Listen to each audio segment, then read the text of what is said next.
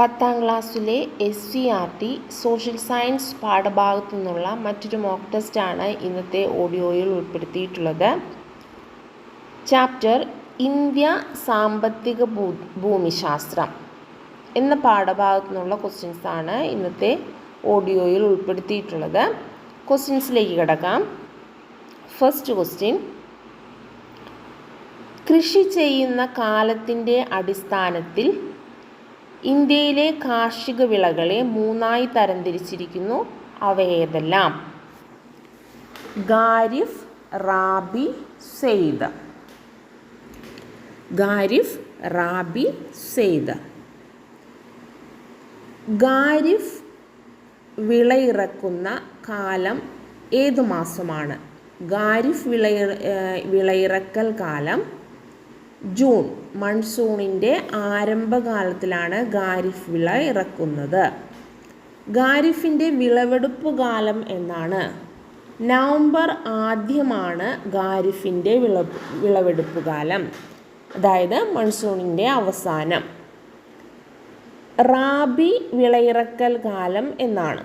November മധ്യത്തിലാണ് rabi വിളയിറക്കുന്നത്, അതായത് ഖാരിഫ് വിളവെടുപ്പ് കഴിഞ്ഞു കഴിഞ്ഞാൽ റാബി വിള ഇറക്കുന്നു. ശൈത്യകാലത്തിലാണ് റാബി വിള ഇറക്കുന്നത്. റാബിയുടെ വിളവെടുപ്പ് കാലം മാർച്ചിലാണ്. വേനലിൻ്റെ ആരംഭകാലത്തിലാണ് റാബി വിളവെടുക്കുന്നത്. സൈദ് വിളയിറക്കൽ കാലം മാർച്ചിലാണ്. വേനലിൻ്റെ ആരംഭത്തിലാണ് സൈദ് വിള ഇറക്കുന്നത്. വിളവെടുപ്പ് കാലം ജൂൺ, മൺസൂണിൻ്റെ ആരംഭത്തിലാണ് വിളവെടുക്കുന്നത്. ഇപ്പോൾ കാർഷിക കാലങ്ങൾ ഏതൊക്കെയാണ്? ഖാരിഫ്, റാബി, സൈദ്. ഇതിൽ സൈദിൽ കൃഷി ചെയ്യുന്ന പ്രധാന വിളകളാണ് പഴവർഗ്ഗങ്ങളും പച്ചക്കറികളും. സൈദ് കാർഷിക കാലങ്ങളിൽ കൃഷി ചെയ്യുന്ന പ്രധാന വിളകളാണ് പഴവർഗ്ഗങ്ങളും പച്ചക്കറികളും. ഖാരിഫ് വിളകൾ ഏതൊക്കെയാണ്? ഖാരിഫ് വിളകൾ പഠിക്കാനൊരു കോഡുണ്ട്. പനിച്ച എനക്ക് ചോറ് ബജി. ചോറ് മതിയെന്നല്ല, ചോറ് ബജി. പനിച്ച എനക്ക് ചോറ് ബജി. അപ്പോൾ ഈ കോഡ് വെച്ച് നമുക്ക് ഖാരിഫ് വിളകൾ ഏതൊക്കെയാണെന്ന് പഠിക്കാം. പനിച്ച, പ പരുത്തി, നി നിലക്കടല, ച ചണം, എനക്ക് എ എള്ള്, ന നെല്ല്, ക കരിമ്പ്, ചോളം, ബ എനക്ക് ചോറ് എന്നുള്ളതിൽ ചോളം, ബ ബജ്ര, ജി ജോവർ. അപ്പോൾ പനിച്ച എനക്ക് ചോറ് ബജി എന്ന് പഠിച്ചു കഴിഞ്ഞാൽ നമുക്ക് ഖാരിഫ് വിളകൾ ഏതൊക്കെയാണെന്ന് കിട്ടും. സെയ്ദ് വിളകൾ നമ്മൾ പഠിച്ചു. ഏതൊക്കെയാണ്? പഴവർഗ്ഗങ്ങളും പച്ചക്കറികളും. അപ്പോൾ ഇതിൽ രണ്ടിലും വരാത്തതായിരിക്കും റാബി വിളകൾ. റാബി വിളകൾ ഏതൊക്കെയാണ്? ഗോതമ്പ്, പുകയില, കടുക്, പയർവർഗ്ഗങ്ങൾ എന്നിവയാണ് ഏത്? റാബി വിളകൾ. ഖാരിഫ് വിളകൾ പഠിക്കാനുള്ള കോഡാണ് പനിച്ച എനക്ക് ചോറ് ബജി. പരുത്തി, നിലക്കടല, ചണം, എള്ള്, നെല്ല്, കരിമ്പ്, ചോളം, ബജ്ര, ജോവർ. സൈദ് വിളകളാണ് പഴവർഗ്ഗങ്ങളും പച്ചക്കറികളും. ഇത് രണ്ടുമല്ലാത്തവയാണ് റാബി വിളകൾ. റാബി വിളകൾ ഏതൊക്കെയാണ്? ഗോതമ്പ്, പുകയില, കടുക്, പയർവർഗ്ഗങ്ങൾ. അപ്പോൾ കാർഷിക വിളകളും കാർഷിക കാലങ്ങളും വളരെ ഇമ്പോർട്ടൻ്റ് ആണ്. അതിൻ്റെ വിളയിറക്കൽ കാലവും വിളവെടുപ്പ് കാലവും ചോദിക്കാറുണ്ട്. നെക്സ്റ്റ് ക്വസ്റ്റ്യൻ, ഭക്ഷ്യധാന്യങ്ങളിൽ ഉൾപ്പെടുന്ന ജോവർ, ബജ്ര, റാഗി എന്നിവ ഏത് തരം വിളകളാണ്? തിനവിളകൾ. ഭക്ഷ്യധാന്യങ്ങളിൽ ഉൾപ്പെടുന്ന ജോവർ, ബജ്ര, റാഗി എന്നിവ തിനവിളകളാണ്. ഇന്ത്യയിലെ കാർഷിക വിളകളെ 2ആയി തരംതിരിച്ചിരിക്കുന്നു. അവ ഏതൊക്കെയാണ്? ഭക്ഷ്യവിളകളും നാണ്യവിളകളും. ഏതൊക്കെയാണ്? ഭക്ഷ്യവിളകളും നാണ്യവിളകളും. ഭക്ഷ്യവിളകൾ ഏതൊക്കെയാണ്? നെല്ല്, ഗോതമ്പ്, ചോളം, ബാർലി, പയറുവർഗ്ഗങ്ങൾ. ഇവയാണ് ഭക്ഷ്യവിളകൾ. നാണ്യവിളകൾ ഏതൊക്കെയാണ്? പരുത്തി, ചണം, കാപ്പി, ഏലം, കുരുമുളക്, റബ്ബർ. ഇവയാണ് നാണ്യവിളകൾ. പരുത്തി, ചണം, കാപ്പി, ഏലം, കുരുമുളക്, റബ്ബർ. ഇന്ത്യയിലെ മുഖ്യ ഭക്ഷ്യവിളയായ നെല്ല് ഏത് വിളയാണ്? നെല്ലൊരു ഖാരിഫ് വിളയാണ്. നെൽകൃഷിക്ക് അനുയോജ്യമായ മണ്ണ് ഏതാണ്? എക്കൽ മണ്ണാണ് നെൽകൃഷിക്ക് അനുയോജ്യം. നെൽകൃഷിക്ക് അനുയോജ്യമായ കാലാവസ്ഥ എങ്ങനെയുള്ളതാണ്? ഉയർന്ന താപനിലയും ധാരാളം മഴയും ലഭിക്കുന്ന കാലാവസ്ഥയാണ് നെൽകൃഷിക്ക് ആവശ്യം. അതായത് 24 ഡിഗ്രി സെൽഷ്യസിന് മുകളിൽ താപനിലയും 150 സെൻറ്റിമീറ്ററിൽ കൂടുതൽ മഴയും ലഭിക്കുന്ന പ്രദേശങ്ങളാണ് നെൽകൃഷിക്ക് അനുയോജ്യം. 24 ഡിഗ്രി സെൽഷ്യസിന് മുകളിൽ താപനിലയും 150 സെൻറ്റിമീറ്ററിൽ കൂടുതൽ മഴയും. ഇന്ത്യയിൽ ഉൽപാദനത്തിൽ 2ാം സ്ഥാനത്തുള്ള ഭക്ഷ്യവിളയായ ഗോതമ്പ് ഏത് വിളയാണ്? ഗോതമ്പ് ഒരു റാബി വിളയാണ്. ഗോതമ്പ് കൃഷിക്ക് അനുയോജ്യമായ മണ്ണ് ഏതാണ്? നീർവാർച്ചയുള്ള എക്കൽ മണ്ണാണ് ഗോതമ്പ് കൃഷിക്ക് ആവശ്യം. അപ്പോൾ നെൽകൃഷിക്കും ഗോതമ്പ് കൃഷിക്കും ഏതാണ്? എക്കൽ മണ്ണാണ് ആവശ്യം. ഗോതമ്പ് കൃഷിക്ക് അനുയോജ്യമായ കാലാവസ്ഥ ഏതാണ്? മുഖ്യമായും മിതോഷ്ണ മേഖലയിൽ കൃഷി ചെയ്യുന്ന ഈ വിളയ്ക്ക് 10 ഡിഗ്രി സെൽഷ്യസ് മുതൽ 26 ഡിഗ്രി സെൽഷ്യസ് വരെ താപനിലയും 75 സെൻറ്റിമീറ്റർ മഴയും ആവശ്യമാണ്. അപ്പോൾ ഗോതമ്പ് കൃഷിക്ക് ആവശ്യം 10 to 26 ഇടയിലുള്ള താപനിലയും 75 സെൻറ്റിമീറ്റർ മഴയും. നെൽകൃഷിക്ക് എങ്ങനെയാണ്? 24 ഡിഗ്രി സെൽഷ്യസിന് മുകളിൽ താപനിലയും 150 സെൻറ്റിമീറ്ററിൽ കൂടുതൽ മഴയും. അപ്പോൾ നെൽകൃഷി ഉയർന്ന താപനിലയുള്ള പ്രദേശങ്ങളിൽ കൃഷി ചെയ്യുന്ന വിളയും ഗോതമ്പ് കൃഷി മിതോഷ്ണ മേഖലയിൽ കൃഷി ചെയ്യുന്ന വിളയുമാണ്. ഭക്ഷ്യവിളകളുടെ ഉൽപ്പാദനത്തിൽ 3ാം സ്ഥാനത്തുള്ള വിള ഏതാണ്? ഭക്ഷ്യവിളകളുടെ ഉൽപ്പാദനത്തിൽ 3ാം സ്ഥാനത്തുള്ളത് ഭക്ഷ്യവിളകളുടെ ഉൽപ്പാദനത്തിൽ 3ാം സ്ഥാനത്തുള്ളത് ചോളമാണ്. ചണം ഭക്ഷ്യവിളയല്ല, ചണം ഒരു നാണ്യവിളയാണ്. അപ്പോൾ ഭക്ഷ്യവിളകളുടെ ഉൽപ്പാദനത്തിൽ 3ാം സ്ഥാനത്തുള്ളത് ഏതാണ്? ചോളമാണ്. 1ാം സ്ഥാനത്ത് നെല്ലും 2ാം സ്ഥാനത്ത് ഗോതമ്പും 3ാം സ്ഥാനത്ത് ചോളവുമാണ്. ചോളം കൃഷി ചെയ്യുന്ന സംസ്ഥാനങ്ങൾ ഏതൊക്കെയാണ്? മധ്യപ്രദേശ്, കർണാടകം, രാജസ്ഥാൻ. ചോളം കൃഷി ചെയ്യുന്ന സംസ്ഥാനങ്ങളാണ് മധ്യപ്രദേശ്, കർണാടകം, രാജസ്ഥാൻ.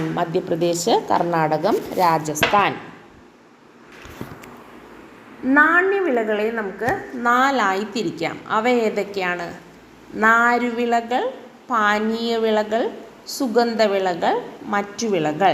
ഏതൊക്കെയാണ്? നാരുവിളകൾ, പാനീയവിളകൾ, സുഗന്ധവിളകൾ, മറ്റു വിളകൾ. നാരുവിളകൾക്ക് ഉദാഹരണമാണ് പരുത്തി, ചണം എന്നിവ. നാരുവിളകൾക്ക് ഉദാഹരണമാണ് പരുത്തി, ചണം. പാനീയ വിളകൾക്ക് ഉദാഹരണമാണ് തേയില, കാപ്പി. സുഗന്ധവിളകൾക്ക് ഉദാഹരണമാണ് ഏലം, കുരുമുളക്. മറ്റു വിളകളാണ് കരിമ്പ്, റബ്ബർ എന്നിവ. പരുത്തി കൃഷിക്ക് ഏറ്റവും അനുയോജ്യമായ മണ്ണ് ഏതാണ്? കറുത്ത മണ്ണ്, എക്കൽ മണ്ണും. പരുത്തി കൃഷിക്ക് അനുയോജ്യം കറുത്ത മണ്ണും എക്കൽ മണ്ണുമാണ്. നെൽകൃഷിക്ക് നമ്മൾ ഏതാണ് പറഞ്ഞത്? നെൽകൃഷിക്കും ഗോതമ്പിനും എക്കൽ മണ്ണാണ്. പരുത്തി കൃഷിക്ക് അനുയോജ്യം കറുത്ത മണ്ണും എക്കൽ മണ്ണും. യൂണിവേഴ്സൽ ഫൈബർ എന്നറിയപ്പെടുന്നത് പരുത്തി.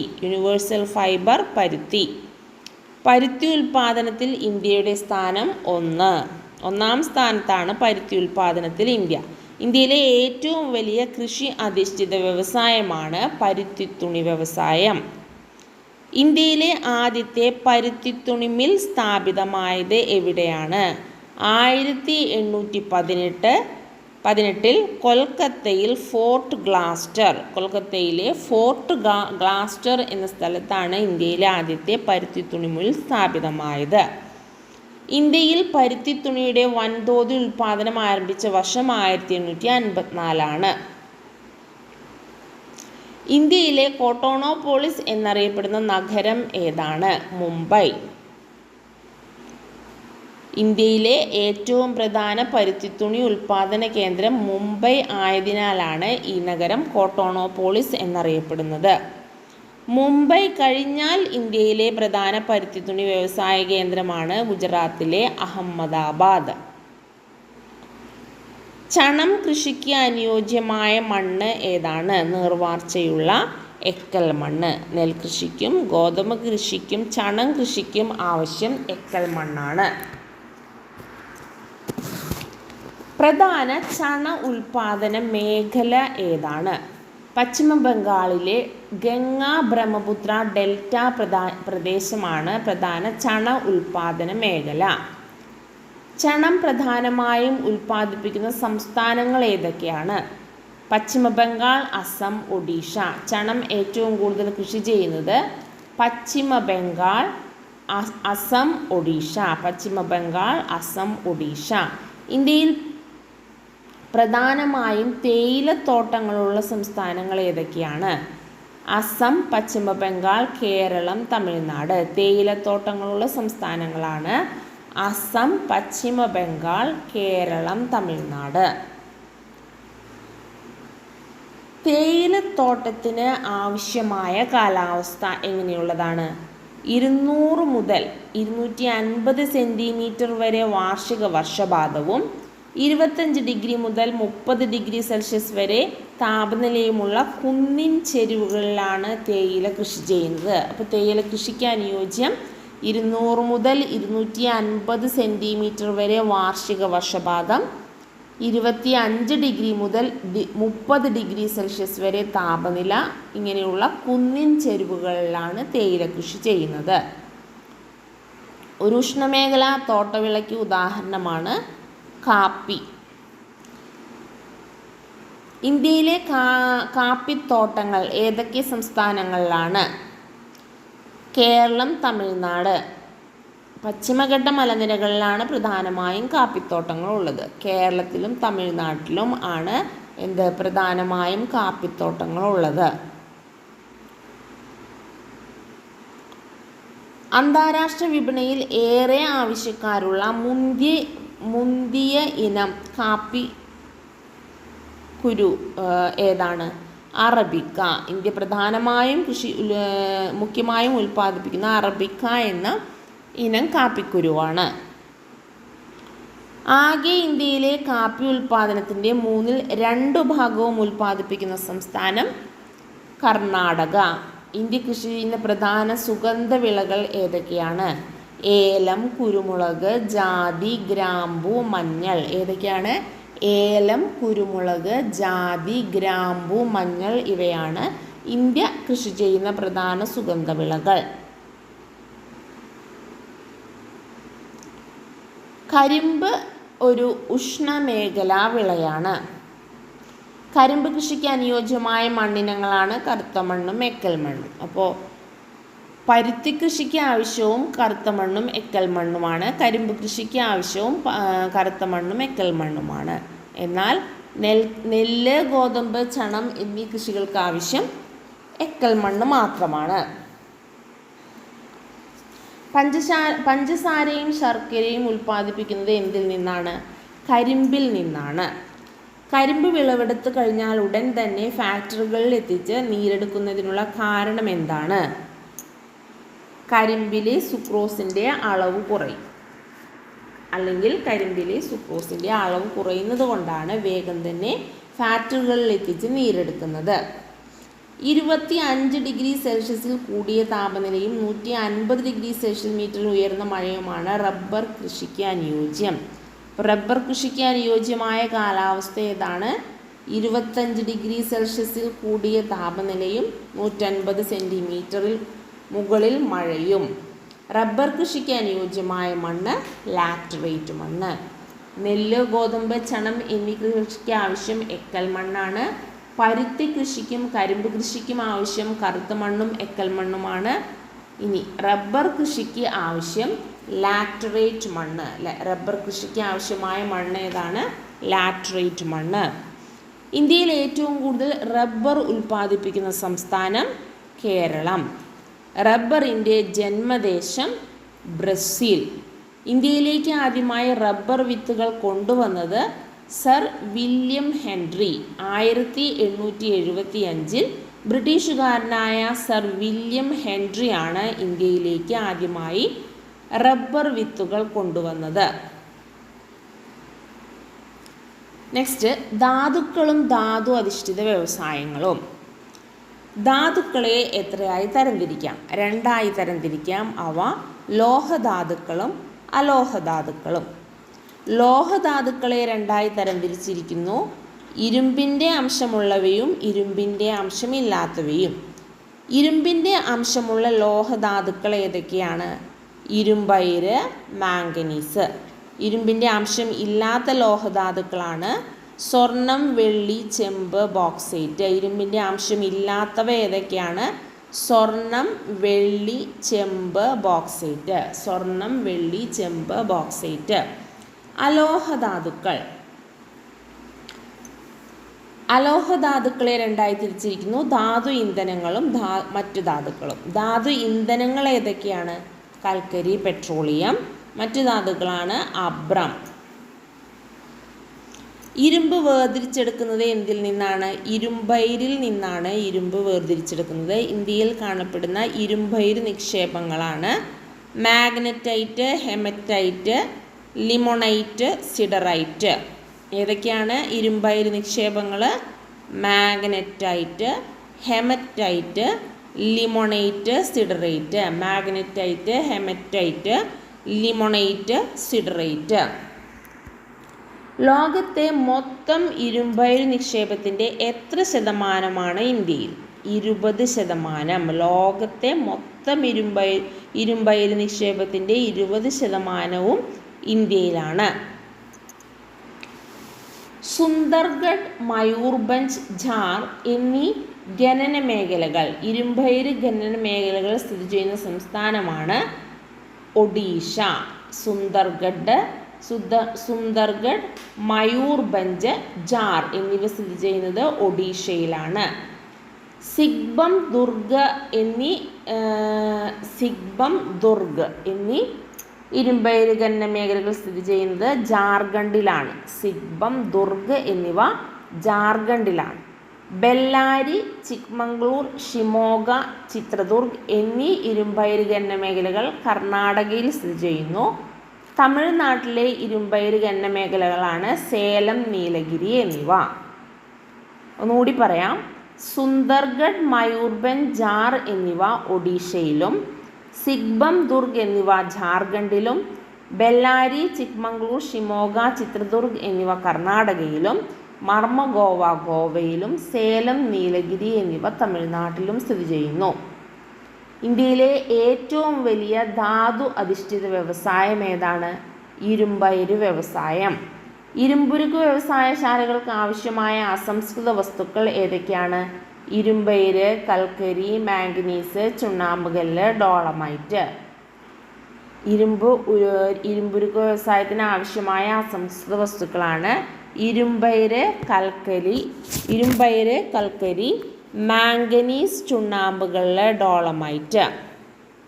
ഇരുമ്പുരുക്ക് വ്യവസായത്തിലെ ഒരു പ്രധാന അസംസ്കൃത വസ്തു ആണ് കൽക്കരി. ഇരുമ്പുരുക്ക് വ്യവസായത്തിൽ ഉത്ഭവിക്കുന്ന പ്രധാന ലോഹവസ്തുവാണ് മാംഗനീസ്.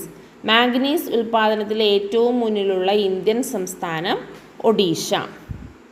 ഇത്രയും ക്വസ്റ്റ്യൻസാണ് ഇന്നത്തെ ഓഡിയോയിൽ ഉൾപ്പെടുത്തിയിട്ടുള്ളത്. ഈ ചാപ്റ്ററിലെ ബാക്കി ക്വസ്റ്റ്യൻസ് അടുത്ത ഓഡിയോയിൽ ഉൾപ്പെടുത്തുന്നതായിരിക്കും. Thank you.